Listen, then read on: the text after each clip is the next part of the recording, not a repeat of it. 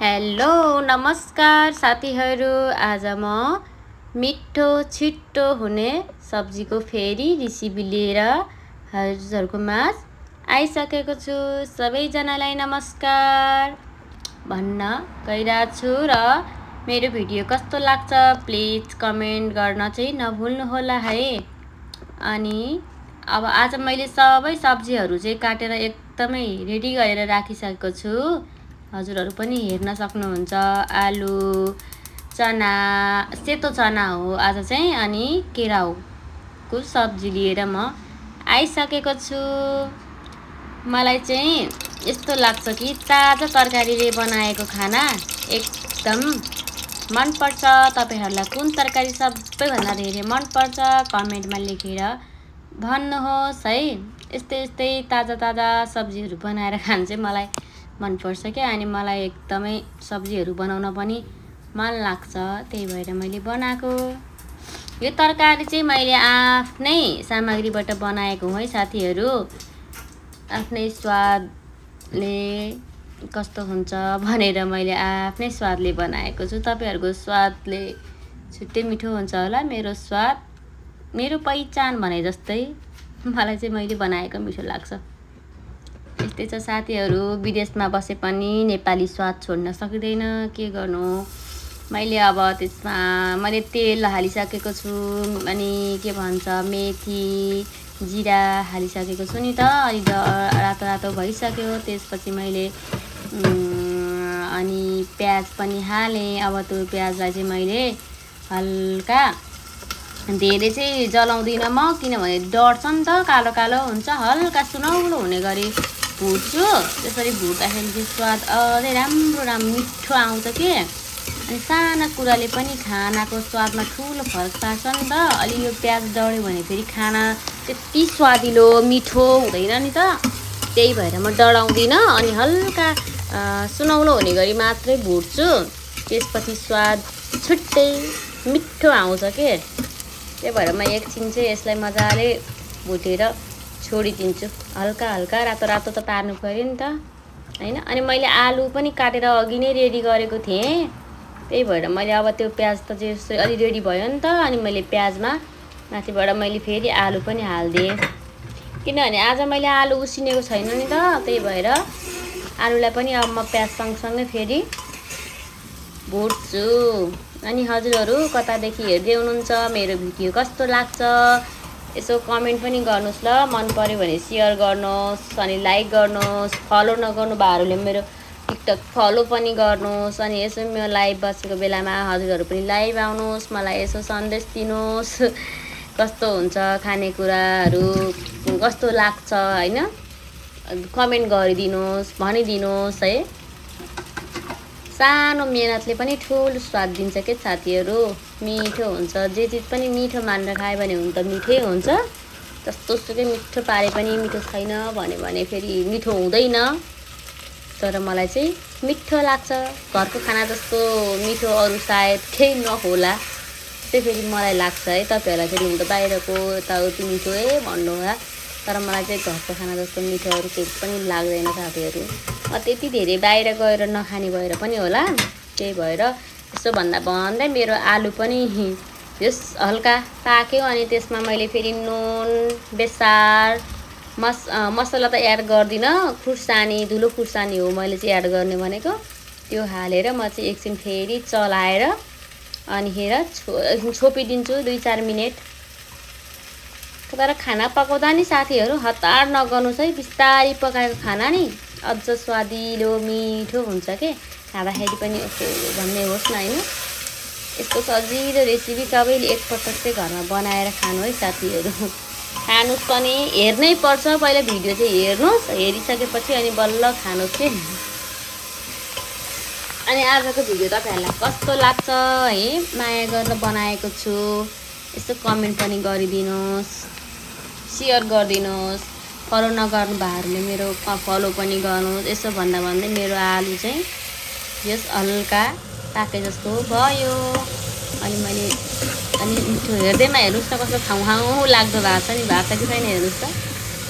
त्यही भएर अब म त्यसमा चाहिँ त्यो सेतो चना अनि केराउ अनि हरियो लसुन अनि त्यो मैले गोलभेडा चाहिँ काटेर भनौँ न पिसेर मैले रेडी गरेर राखेको छु नि त। अब म यो सबै चिजहरू मिक्स गरिदिन्छु। मैले 2-3 मिनट अब त्यो आलु अलि हल्का मसला बेसार खुर्सानी नुन लाग्छ भनेर मैले छोपिदिएको थिएँ नि त। 3 देखि 4 मिनट छोपिदिएँ। त्यसपछि छोपिसकेपछि मैले पानी नहालिकन चाहिँ छोपेको थिएँ है, हल्का ग्यास सानो बनाएर।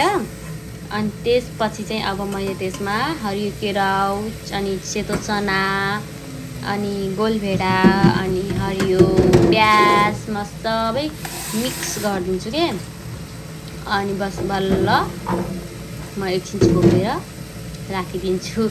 तर केराउले होइन साथीहरू, तरकारीलाई चाहिँ अझ धेरै मिठो स्वाद दिन्छ के। अनि सेतो चना हरियो केराउ तर बनावट नि अझ धेरै राम्रो भएर हो कि, तर रङ पनि कति राम्रो देखिएको छ हेर्नुहोस् त। तर म एकछिनमा देखाउँछु ल, हेर्नु है त कस्तो राम्रो देखिन्छ के साथीहरू। अब त्यसमा हामीले सबै थोक मिक्स गरेर अनि एकछिन चाहिँ जस पाक्न छोडिदिन्छौँ। अनि त खाउँ लाग्दो हुन्छ साथीहरू। हजुरहरूको के छ है हालखबर, यसो सुनाउनु नयाँ नौलो। मेरो त सबै ठिक छ। मेरो तरकारी हजुरहरूलाई कस्तो लाग्छ यसो भनिदिनुहोस् ल। अनि के पुगेन, के बढी भयो कि के कम भयो जस्तो लाग्यो तपाईँहरूको मनमा लागेको चाहिँ यसो कमेन्टमा भनिदिनुहोस् ल। मलाई चाहिँ अब आफूले पकाएर होला सायद मिठै लाग्छ नि त, सबैलाई आफूले पकाएको मिठै लाग्छ नै, त्यही भएर होला साथीहरू। अब चाहिँ मैले यसमा मसला पनि एड गरिदिएँ, किनभने अब मैले यसमा थोरै रस हालेर छोप्ने बेला आउन लाग्यो नि त, त्यही भएर मैले यसमा मसला एड गरिदिएँ। अब मैले मजाले चलाउँछु अनि त्यसमा पानी पनि मिक्स गर्छु। त्यसपछि मिठो हुन्छ साथीहरू, मिठो धेरै मिठो। तर तपाईँहरूलाई चाहिँ सायद यो गेडागुडी खानासँग मिठो लाग्छ कि रोटीसँग मिठो लाग्छ साथीहरू।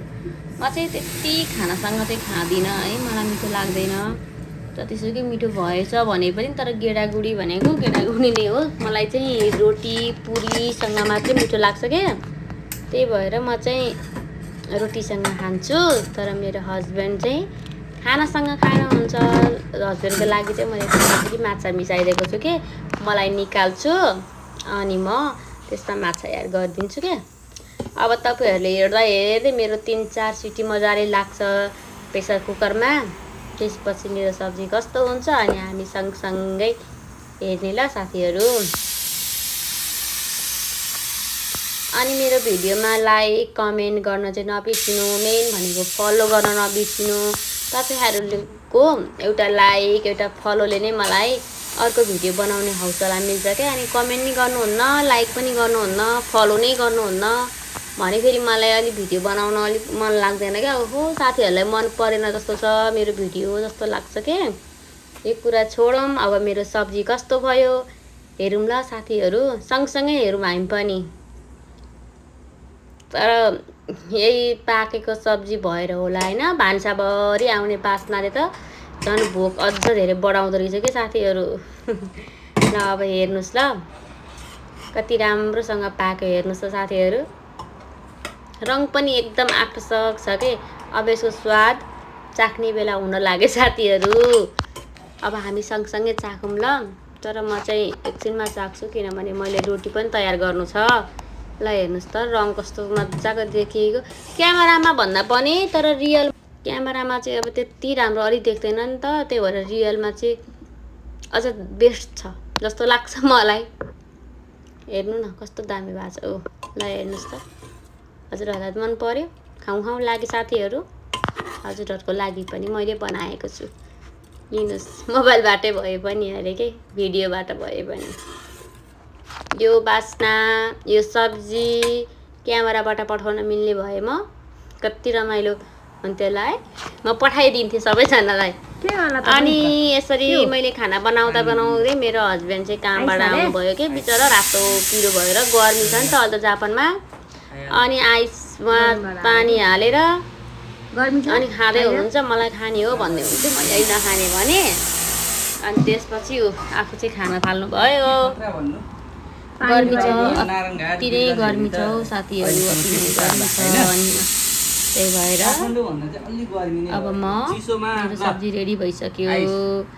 आइस देखाउँदै हुनुहुन्छ, आइस त्यसरी जम्मा गर्ने अनि त्यसपछि पानीमा हाल्दै आइस खाँदै। गर्मी छ के गर्नु साथीहरू, अनि आइस त खानै पर्यो। पानीमा चिसो बनाएर, मेन भनेको आइस होइन, आइसलाई हालेर पानी चिसो बनाएर खाने हो नि त, त्यही भएर हो। यस्तै घरमा सजिलै बन्ने रेसिपीहरू तपाईँहरूलाई मनपर्छ कि पर्दैन साथीहरू? यसो मलाई पनि नयाँ नयाँ मलाई त बनाउन मन लाग्छ के। अनि यसो मेरो भिडियो लाइक कमेन्ट सेयर गर्नुभयो भने मलाई पनि नयाँ नयाँ भिडियो बनाउन धेरै हौसला मिल्छ कि। अब चाहिँ मैले मेरो बुढोलाई दिइसकेँ नि त, तर कस्तो लाग्यो हामी सबैजना सुनौँ ल। किनभने म चाहिँ खाना खाँदिनँ, म रोटी खान्छु। उहाँको लागि चाहिँ मैले बनाइदिएको हो, तर क्यामेरामा चाहिँ त्यति राम्रो देखेको छैन, भिडियोमा चाहिँ बेस्ट छ अरे, दामी छ भन्नु। सुन्नु न तपाईँहरू, म चाहिँ पुरी र सब्जी खान्छु ल साथीहरू। धन्यवाद धेरै धेरै, बाई बाई।